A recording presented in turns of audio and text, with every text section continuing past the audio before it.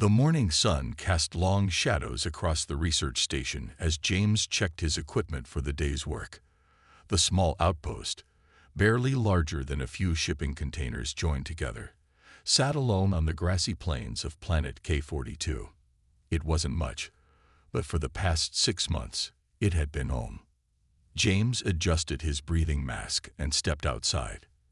The air here wasn't toxic, but the high pollen count from the alien vegetation made breathing uncomfortable for humans. He carried his sample collection kit, ready for another day of studying the strange purple plants that covered the plains. The distant sound of thunder made him pause. He looked up at the clear sky, confused. That's when he saw it, a trail of smoke cutting across the horizon. Something was falling from the sky, and it wasn't a meteor. The object changed direction, twice before disappearing behind a hill about 2 miles away. Well, that's not in today's research plan, James muttered to himself. After marking the coordinates on his tablet, he climbed into his small rover and drove toward the crash site. As he got closer, the damage became clear. Whatever had fallen had carved a deep trench in the ground. The earth was scorched, and pieces of metal scattered everywhere reflected the sunlight. James parked his rover at a safe distance and approached carefully, his hand resting on the stunner at his hip. That's when he heard the groaning. It wasn't like anything he'd ever heard before, deep, resonating, almost like the sound of a large bell being struck underwater. Following the sound, James climbed over a piece of twisted metal and froze. There, lying in the impact crater, was a giant. The alien was humanoid but massive, easily 12 feet tall. Its skin was a pale blue-gray, covered in what looked like natural armor plates. Dark purple blood leaked from several wounds. The giant wore the remains of what must have been some kind of flight suit, now torn and burned. As James watched, the alien's 4 eyes, arranged in a diamond pattern, slowly opened. They were bright yellow, like amber catching sunlight. The giant tried to move and let out another deep groan of pain. James knew he should call this in. Protocol demanded he contact Earth Command immediately upon discovering any intelligent alien life. But looking at the giant's wounds, he knew that by the time help arrived, it might be too late. "Hey there, big guy," James said softly, stepping into view with his hands raised. "I'm not going to hurt you. I want to help." The giant's eyes focused on him. Its expression changed from pain to what seemed like confusion. It said something, but the words were unlike anything James had ever heard, deep, rhythmic sounds that vibrated the air. James pointed to himself. "James," he said clearly, then pointed to the giant's wounds and mind bandaging them. The giant watched him for a long moment, then slowly nodded. It tried to speak again, this time pointing to itself. "Stone," it managed to say in a rough approximation of human speech. Working carefully, James retrieved his first aid kit from the rover. The next hour was spent cleaning and bandaging Stone's wounds. The giant remained perfectly still, watching James work with an expression of growing amazement. When James finished, Stone suddenly moved. James stepped back quickly, but the giant wasn't attacking. Instead, Stone had pressed its forehead to the ground in what was clearly a bow. Words rumbled from Stone, and though James couldn't understand them, the tone was clear, gratitude, mixed with something like awe. Using gestures and simple words, James managed to communicate his offer to help Stone back to the research station. The giant's injuries weren't life-threatening, but they needed proper care. As they slowly made their way back, Stone walking carefully beside the rover, James couldn't help but smile. In all his years of research, he'd hoped to make first contact with alien life. He just never expected it would be with a 12-foot-tall warrior who seemed to think he'd done something extraordinary by helping. Little did James know, this simple act of kindness would change not just his life, but the relationship between two species forever. 3 days had passed since James found Stone. The giant alien's wounds were healing well, though the research station's medical supplies weren't exactly designed for someone 3 times human size. James had to use entire rolls of bandages where normally a few inches would do. That morning, James woke up to find his small kitchen completely rearranged. Stone stood in the corner, ducking to avoid hitting the ceiling, looking extremely pleased with himself. "What's all this?" James asked, staring at the carefully organized shelves. Every can and package was lined up by size and color. Stone's deep voice rumbled through the room. Over the past few days, they'd started to understand each other better, though many words still got lost in translation. "Master must have proper order," Stone said, using the few human words he'd learned. James sighed. This wasn't the first time Stone had called him master. No, not master. Friend. James. Remember. Stone shook his massive head, all four eyes blinking in sequence. Small ones saved life. Laws of Crest clear. Must serve lifesaver until debt paid. James sat down at his now spotless table, trying to think of how to explain things. On Earth, my world, we don't do that. We help each other because it's right, not to create debts. Stone looked confused, then horrified. No hierarchy, no service bonds. How does order exist? We have leaders, yes, but they're chosen, not forced. And friendship is about equality, not serving. The giant warrior paced the small room, making the whole station shake slightly with each step. Cannot be. Strong must protect weak. Weak must serve strong. Is way of universe. He paused, looking down at James. But you are weak in body, yet strong in spirit. Most confusing. James couldn't help but laugh. Thanks, I think. Look, why don't you sit down and have breakfast with me? As equals. Stone looked at the human-sized chair skeptically. We'll break. We'll stand. Is proper for servant. At least let me make my own breakfast, James said, standing up. No. Stone moved surprisingly fast for his size, gently but firmly pushing James back into his seat. Is my duty. We'll prepare sustenance. What followed was both impressive and slightly terrifying. Stone's huge hands, each bigger than James's head, somehow managed to delicately handle the small human cooking equipment. He prepared eggs and coffee with the intense concentration of someone disarming a bomb. The result was surprisingly good, even if the eggs were arranged in a pattern that Stone explained was the traditional crest symbol for eternal servitude. Stone, James said carefully, what would happen if you returned to your people without fulfilling this service debt? All four of Stone's eyes widened. Great shame, eternal dishonor, would be cast from warrior caste. Better to die. James realized he had to handle this carefully. Forcing Stone to abandon his cultural beliefs could do more harm than good. Okay, how about this? You can help me with my research. That would be useful service, right? Stone considered this, his armor plates shifting slightly as he thought. Yes, helping Master's work is highest form of service. But he looked around the station, must also maintain living space, cook food, protect from dangers. How about we do those things together? On Earth, friends help each other equally. Together. Stone tested the word. Like warrior squad, fighting as one. Exactly, James said, seizing the comparison. Each warrior brings their strengths, but they're all equal, right? Stone nodded slowly.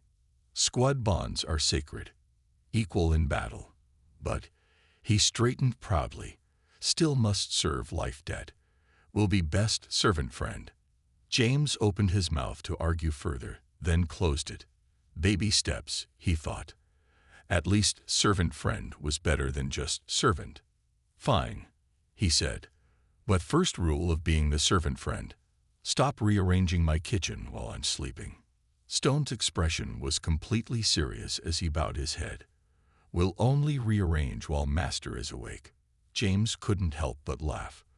Living with a well-meaning 12-foot-tall alien warrior determined to serve him was going to be interesting, to say the least. 2 weeks had passed since Stone's arrival, and life at the research station had fallen into an unusual routine. James sat at his desk, studying plant samples through his microscope, while Stone stood guard by the door. The giant warrior had insisted on this position after spotting tracks of the planet's large predators near the station last week. "Stone," James called out, "would you like to see what I'm looking at?" The giant alien tilted his head. "Servant should not." "Servant, friend," James corrected with a smile. "Remember." Stone's armor plates shifted in what James had learned was their version of a shrug. He carefully moved closer, trying not to shake the whole station with his steps. "Look here," James said, adjusting the microscope. "These purple plants we've been collecting. They communicate with each other through tiny threads underground." Stone had to bend almost double to use the human-sized microscope, but his four eyes widened in wonder. Like crest war bond signals, warriors share thoughts through armor in battle. "Really?" James looked up with interest. "Your armor is technological?" "Yes." "Is?" Stone suddenly straightened, all four eyes focusing on the window. "Danger approaches." James heard it too, a low growling sound from outside. He grabbed his tablet and checked the perimeter cameras. 3 large creatures, looking like a cross between Earth's wolves and bears, but with 6 legs each, were circling the station. "Night hunters," Stone growled. "They attack in packs. Stay inside, small friend." Before James could protest, Stone ducked through the door, having to turn sideways to fit through the human-sized opening. James rushed to the window to watch. The predators were each the size of Earth bears, but Stone made them look small. The giant warrior stood his ground as they circled him, his armor plates shifting to create a defensive position. One creature lunged, but Stone caught it mid-jump with his massive hands and threw it away like it weighed nothing. The other 2 attacked together. Stone fought with incredible skill, using moves that reminded James of Earth's martial arts, but adapted for his massive size and strength. Within minutes, all 3 predators were running away, leaving Stone unharmed. Later that evening, as they sat outside watching the planet's 2 moons rise, James noticed Stone was quieter than usual. "Everything okay?" he asked. Stone's deep voice rumbled softly. "Today you called me friend. Not servant friend, just friend." "Oh," James said, realizing he had. "Is that okay?" "Is strange," Stone admitted. "On my world, small ones fear big ones. Run away. Hide. But you," he gestured at the microscope visible through the window, "you share knowledge. Treat me as equal. Make me think new thoughts." James smiled. "That's what friends do. We learn from each other." A deep, rhythmic sound came from Stone. The first time James had heard him laugh. "Yes, today I learned tiny plants talk. You learn how Crest Warrior fights. Equal exchange." Just then, a new sound filled the air, the distinct rumble of engines. They looked up to see a supply ship approaching the station's landing pad. "Monthly supply delivery," James explained. "Don't worry, they're friends too." The small ship landed, and 2 human crew members stepped out. They froze mid-step when they saw Stone. James," called out Tom, the pilot. "There's a giant alien next to you." "This is Stone," James said calmly. "He's been helping me with my research." Stone stood perfectly still, trying to look less intimidating, which wasn't easy for a 12-foot warrior with natural armor. "He likes looking at plants through the microscope," James added. Tom and his co-pilot exchanged confused looks.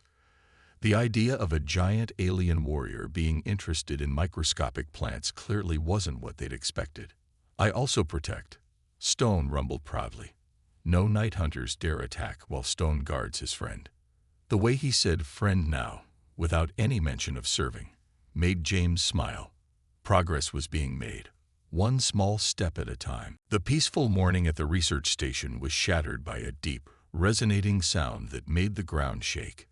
James rushed outside to find Stone standing perfectly still, his armor plates fully extended, a pose James had never seen before. "What is it?" James asked. concerned by his friend's reaction.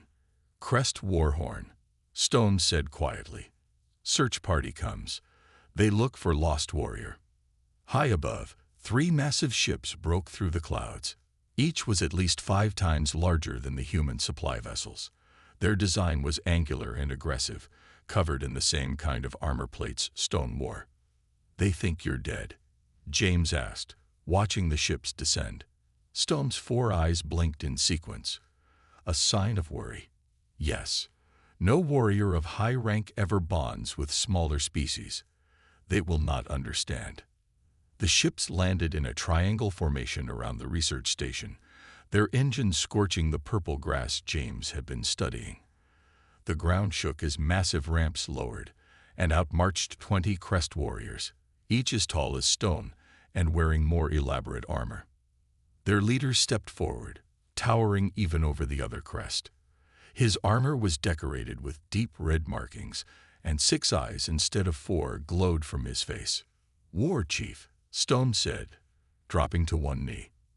"I live and serve with honor." The war chief's voice boomed across the plain. "You live in shame. Reports say you serve a tiny creature. This cannot be true." James stepped forward, ignoring Stone's attempt to shield him. "I'm James. Stone is my friend, not my servant." The gathered warriors made sounds of shock and disbelief. The war chief leaned down, his 6 eyes glowing with anger. "Impossible.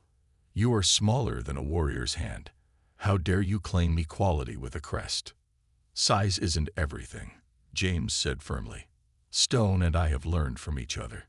He's helped me study this world, and I've taught him about mine." "Study."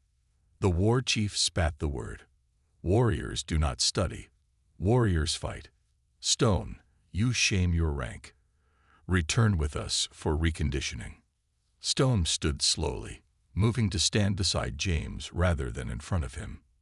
"No." A shocked silence fell over the gathered warriors. "What did you say?" the war chief growled.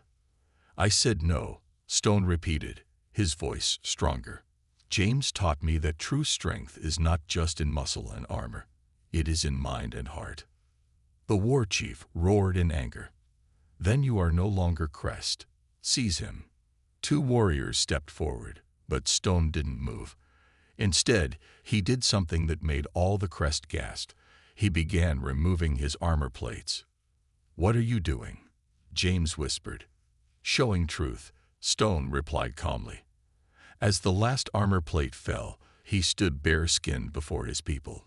"I choose to stay, not as servant, not as warrior, as friend." The war chief raised his massive hand, ready to give the order to attack. That's when James did something either very brave or very foolish. He stepped between Stone and the other crest. "Listen to me," he said, his voice clear and strong despite his small size. "Your culture values strength. Well, it takes more strength to change than to stay the same. It takes more courage to learn than to fight. Stone is the strongest crest I know because he dared to think differently." The war chief paused, 6 eyes narrowing.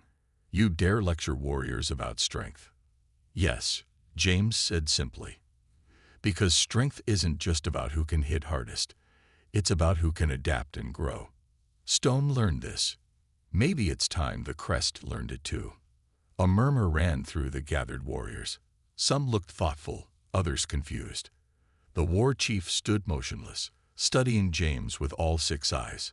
Finally, he spoke. "You are either very brave or very foolish, tiny one." "Sometimes they're the same thing," James replied with a slight smile. The tension hung in the air like a physical thing. Everything depended on what the war chief would do next. The war chief's 6 eyes glowed as he considered James's words. The silence stretched on, broken only by the soft whirring of the crest ship's engines. Finally, the massive leader spoke. "You claim our warrior has grown stronger by learning your ways. Prove it." Stone stepped forward. "I will show you." He turned to James. "Friend, bring your seeing device." James quickly retrieved his microscope and tablet from the station. The gathered warriors watched with mixtures of confusion and curiosity as Stone carefully handled the delicate human equipment. "Look," Stone said, setting up the microscope. "These plants James studies. They'd work together. Small ones and big ones, all connected underground. No masters, no servants. Just balance." The war chief bent down to look through the microscope, his massive form almost comical as he tried to use the tiny human device. "See how the larger plants share water with smaller ones," James explained, "and how the smaller ones warn the others of danger. Each has its role, but none is more important than the others." One of the younger warriors spoke up, But strength is everything." Our laws are old," Stone interrupted, "created when we fought only with muscle and armor. But look." He pointed to James's tablet, which showed complex chemical formulas. "My friend here fights with mind, studies with patience. His weapons are knowledge and understanding." Another warrior stepped forward, curiosity overcoming fear. "You say he taught you these things?" "Yes," Stone said proudly. "I learned to see beyond size, beyond old rules. I learned that true strength has many forms." The war chief straightened to his full height. "And what of honor? What of service?" "I serve still," Stone said, "but by choice, not law. I protect this station, help with research, fight alongside my friend against dangers." He gestured to the torn ground where he had fought the night hunters. "Is this not honorable?" A murmur of agreement rippled through the gathered warriors. Several were now crowding around James's equipment, fascinated by the tiny world it revealed. The war chief raised his hand for silence. "You speak of change, tiny one," he addressed James. "But change is dangerous. Change breaks tradition." James nodded. "Change is scary. But look around you. Your warriors are already changing. They're curious. They want to learn. That doesn't make them weak. It makes them stronger." "Stronger how?" the war chief demanded. Stone answered, "When I crashed here, I thought I knew everything about strength. Then a being smaller than my hand showed me courage by helping an unknown giant. Showed me wisdom by sharing knowledge freely. Showed me that true power comes not from controlling others, but from working together." As if to prove his point, several younger warriors were already asking James questions about his research, their earlier fear forgotten in their curiosity about this strange new way of thinking. The war chief watched this for several long moments. Then, to everyone's surprise, he began to laugh. The sound was like distant thunder. "Perhaps," he said finally, "there is wisdom in tiny packages." He turned to Stone. "You truly believe this new way is better than our old laws?" "Not better," Stone replied carefully. "Different. Both have value. But together." He gestured to the warriors now eagerly learning about James's work. "Together they make us stronger than either alone." The war chief nodded slowly. "Then perhaps it is time for the crest to evolve." He turned to James. "Your friend speaks of balance, of strength through cooperation. Would you be willing to teach others of your ways?" James smiled. "Only if you're willing to teach me about yours. That's how friendship works." Friendship. The war chief tested the word. A strange concept. But he looked at his warriors, now fully engaged in examining the purple plants through the microscope, perhaps one whose time has come. Stone placed one massive hand gently on James's shoulder. "See, sometimes the smallest things can cause the biggest changes." The morning sun cast long shadows across the gathering, but they were no longer shadows of conflict. Instead, they were shadows of change, of growth, and of hope for something new. 1 month after the war chief's visit, the research station had grown. 3 large dome structures now stood beside the original building, designed to accommodate Crest visitors. James watched from his desk as Stone taught a group of young Crest warriors how to use human scientific equipment. "Careful," Stone instructed, his massive hands demonstrating the delicate handling of a test tube. "Human tools are small but powerful, like humans themselves." The warriors nodded, treating the tiny glass tubes like precious artifacts. Outside, more Crest were helping build new research facilities, their great strength making quick work of tasks that would have taken human crews weeks. James smiled, remembering how quickly things had changed. After the war chief's decision to explore this new way of thinking, Earth Command had been shocked to receive a formal request for cultural exchange from the Crest High Council. "James," Stone called out, "the Earth ship approaches." Right on time, a sleek diplomatic vessel descended from the clouds. This one was much larger than the usual supply ships, painted in the formal colors of the Earth Diplomatic Corps. As it landed, James straightened his new uniform. He was no longer just a researcher, but Earth's first official ambassador to the Crest. Stone stood beside him as they walked out to meet the ship. Despite his new role as Crest ambassador, he still insisted on walking slightly behind James. Old habits died hard. "Remember," James whispered, "we're equals in this meeting." Stone rumbled a laugh. "Yes, but I still bring you morning meals." "Because you want to, not because you have to," James reminded him with a smile. The ship's doors opened, and out stepped the Earth delegation. The human diplomats had been briefed, but they still paused at the sight of so many giant warriors going about peaceful tasks. Ambassador James, the lead diplomat, Mr. Roberts, called out, "Quite a change from your last report as a simple research scientist." "Life is full of surprises," James replied. "May I introduce Stone, the Crest ambassador, and my friend?" Stone bowed formally, a gesture he'd learned from human cultural files. "Earth friends welcome. Much to share, much to learn." The delegation toured the expanded facility. They watched Crest warriors learning about microscopic biology, while human scientists studied Crest armor technology. In one dome, a young warrior was excitedly explaining Crest battle formations to a group of human military observers. "Remarkable," Mr. Roberts said.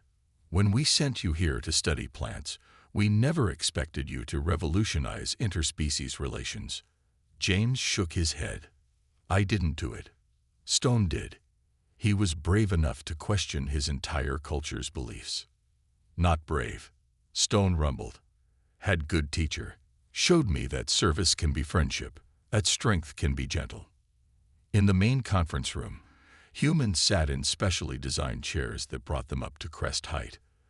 The first formal diplomatic meeting between the species was about to begin. "Before we start," Mr. Roberts said, "I must ask, how did you two overcome such vast differences?" James looked at Stone, who nodded encouragingly. "We stopped seeing differences as barriers," James explained. "Size, strength, culture, they're just different kinds of tools. Like my microscope and Stone's armor. Different, but both valuable. Small tools, big tools," Stone added. "All useful, all important." The meeting proceeded smoothly. Trade agreements were discussed, cultural exchange programs planned.